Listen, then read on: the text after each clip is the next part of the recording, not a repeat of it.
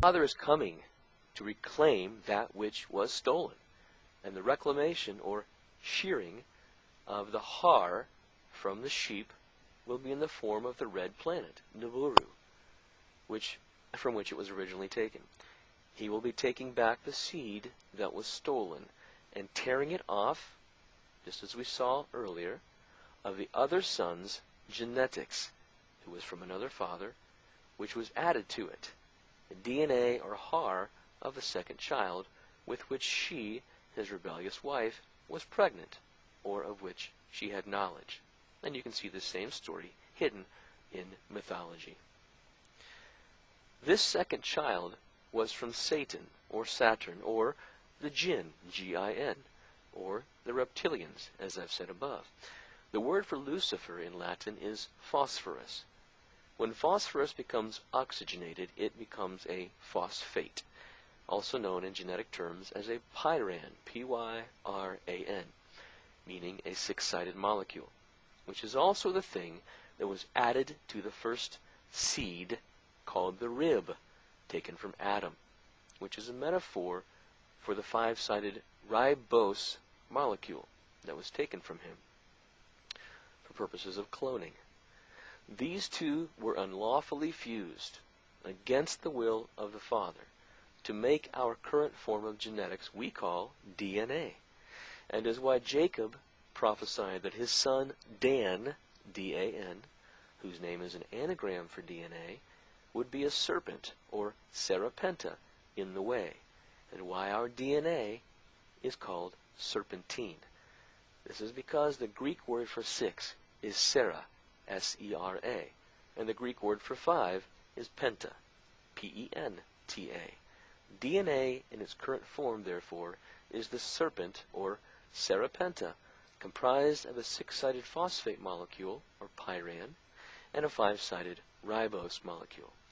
The har, H-A-R, is the law, or genetic code, that was misused to make our Frankenstein-like bodies possible, and won't pass away or be sheared until the fullness of time, or until all is fulfilled, which is what Yesu, or Jesus, means in the words attributed to him in Matthew 5:17 through 19. This is also the reason that the wheat and the tares are being allowed to grow up together until the time of separation, as spoken of in Matthew 13:30. The phosphate, or pyran, is also what the Great Pyramid at Giza represents, which is why at the time that the temples of our bodies are destroyed, the physical temple, the pyramid, and likely the Temple of Solomon, also built by the Anunnaki, or otherwise known as Yahweh, and both of which are symbols of the human body, will also be destroyed or sheared, leaving not one stone upon another.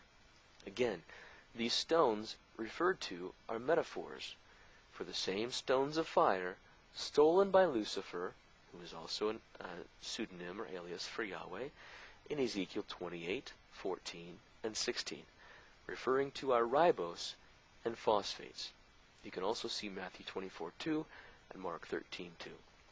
These stones of fire that Lucifer stole at the time of the Great Rebellion, however, also include yet another six-sided molecule, which is the basis for all life forms, and that other stone is carbon. The thing you need to know about the carbon molecule is that it is not only six-sided, but also has 6 protons, 6 neutrons, and 6 electrons.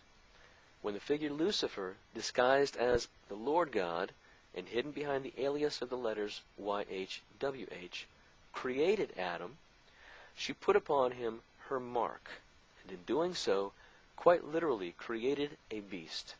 This is why carbon, that molecule of which you are comprised, is the true mark of the beast, and is simply one more reason why it must be sheared from the true sheep of the Good Shepherd, who know their Father's voice and hear what he is saying to them.